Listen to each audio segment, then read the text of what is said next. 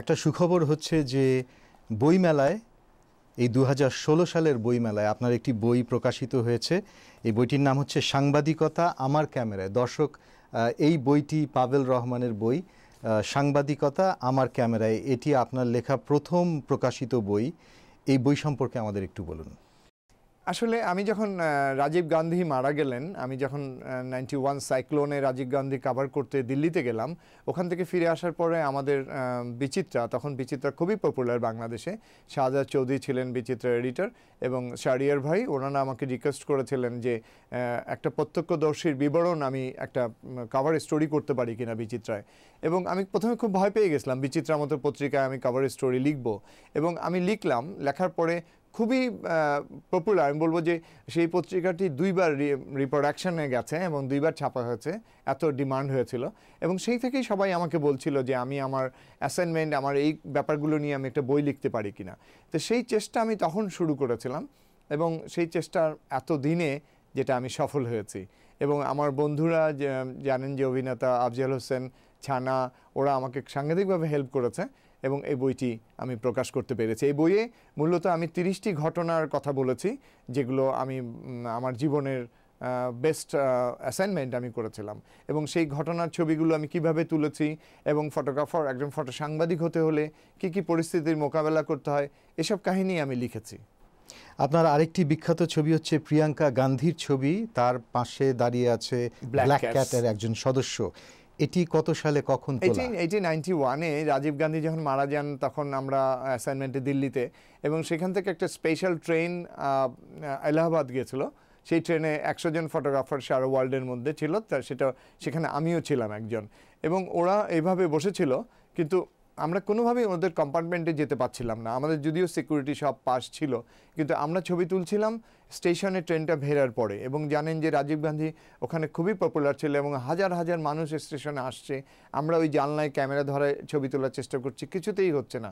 এই ছবিটা তুলতে আমাকে যথেষ্ট কষ্ট করতে হয়েছে এবং সেই সময় আমি এই ছবিটা তুলতে পেরেছিলাম।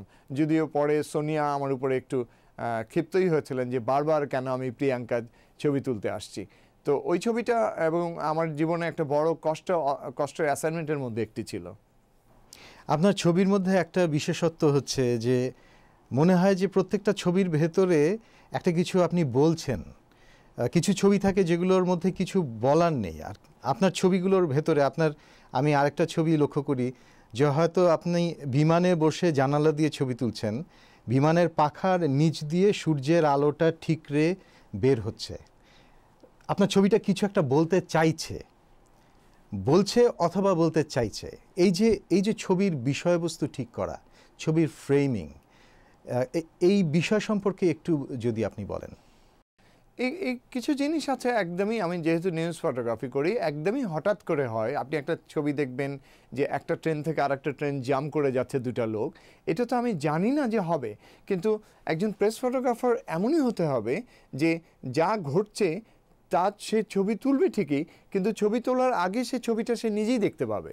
তার অন্তর্দৃষ্টিটা এমনই হতে হবে এবং সে যদি এটা করতে পারে, সে যদি ঘটনাটা আগেই বুঝতে পারে, তাহলে তার ছবি তোলাটা খুবই সহজ হয়ে যায়। আমি যখন প্লেনে নিউ ইয়র্কে নামছিলাম, ভোরে আমার ফ্লাইটটা নামছিল 6:30টায়, তখনই আমি দেখলাম যে নিউ ইয়র্কের শহরের উপর দিয়ে সূর্যটা উঠছে এবং আমি জানলায় ছিলাম না। আমি কিন্তু দ্রুত তখন প্যাসেঞ্জারকে রিকোয়েস্ট করে আমি জানলায় চলে এসেছি। এই যে আমি ওনাকে রিকোয়েস্ট করলাম, আমি চলে আসলাম, এগুলো কিন্তু হতে হবে। এবং আমি ক্যামেরা ধরে আছি, কখন ওই সূর্যটা প্লেনের ডানার নিচে আসবে এবং একটা স্পার্ক করবে, আমি একটা চাইবো। সেই চাওয়াটা আমাকে কিন্তু আগে থেকে বুঝে ফেলতে হবে আমি কি চাইছি, নাহলে কিন্তু কোনোভাবেই এই কাজটা আমি করতে পারবো না। এবং এই চাওয়াটা খুবই ইম্পর্টেন্ট। এবং সর্বক্ষেত্রে দেখেছি, আমি বলবো যে আমার এটা খুবই আমি আনন্দিত এবং বোধহয় আল্লাহর কাছে আমি শুকর করি যে কোনো কিছু ঘটার আগেই আমি দেখতে পাই বা আমি পাচ্ছি যে এটা আমি চাইছি। এটা আমার কাছে খুবই আমার প্লাস পয়েন্ট, যে আমি আগে থেকে বুঝে ফেলি যে এরকম একটা ঘটনা ঘটবে বা ঘটছে বা আমি এটা তুলব, এবং আমার স্পিডটা তখন অনেক বেড়ে যায়। আমি জানি যে এটা খুব কঠিন হবে আপনার জন্য বলা, তবু আমি জিজ্ঞেস করতে চাই যে আপনার হাজার হাজার ছবির ভেতরে কোন ছবিটি আপনার সবচেয়ে প্রিয়? আসলে এটা খুবই কঠিন। আমার একবার আমি এই বইতে আমি একটা কথা বলেছিলাম যে আমি কোন ছবিটার কথা বলবো। আমি মাদাম তেরেসার ছবিটার কথা ভাবি, আমি নেলসন ম্যান্ডেলার কথা ভাবি, আমি ইয়াসির আরাফাতের কথা ভাবি, আমি নূর হোসেনকেও ফেলে দিতে পারি না। আবার কাঁটাতারের কথাও ভাবি, যখন বর্ডারে আমাদের ইন্ডিয়া বাংলাদেশের বর্ডারে কাঁটাতার হচ্ছিল, সে সময় আমি মানে সাংঘাতিক রিস্ক নিয়ে জীবনকে মানে বাজি ধরেই ছবি তুলেছিলাম। আমি বঙ্গবন্ধুর গেঞ্জি পরা ছবিটার কথা ভাবি। আবার আপনি যদি বলেন যে একটা গরু গাবতলী হাটে বিক্রি করতে এসছে, কোরবানির গরু, তার চোখের মধ্যে দেখবেন যে ক্রেতাদের দেখা যাচ্ছে, এই ছবিটা যখন আমি তুলেছিলাম, এবং বাংলাদেশে বলবো যে নূর হোসেনের পরেই এই ছবিটা সাংঘাতিকভাবে মানুষ নিয়েছিল এবং প্রচুর টেলিফোন পেয়েছিলাম এই ছবিটা। আমি সেই ছবিটার কথা বলতে চাই। আসলে আমার খুব কঠিন যে একটা মানুষ, একটা প্রেস ফটোগ্রাফার তার সারা জীবনে একটা আইকনিক ছবি তুলবে, এটাই হওয়া উচিত। কিন্তু আমি বলবো যে আমার অনেক ছবি হয়ে গেছে যাকে আমি কোনোটা ছেড়ে কোনটার কথা বলবো। সেই খুব কঠিন এটা বলা। আপনি অনেক ছবি তুলেছেন, কিন্তু কোনো আক্ষেপ কি আছে যে এই মানুষটির ছবি বা এই ঘটনাটির ছবি যদি আমি তুলতে পারতাম? হ্যাঁ, কিছু তো আক্ষেপ আছেই। যেমন আমি ডায়ানার কথা ভাবি, আমি ডায়ানার ছবি তোলার খুব ইচ্ছা আমার ছিল, প্রিন্সেস ডায়ানা। আমার ছবি তোলার ইচ্ছা ছিল সত্যজিৎ রায়ের। আমি খুব হেলায় বোধহয় আমার মনে হয় আমি মিস করেছি, আমাদের প্ল্যানিংয়ের ভুলের জন্য হয়তো আমি পারিনি। এবং বাংলাদেশেরও অনেক ছবি যেগুলো আমি মিস করেছি।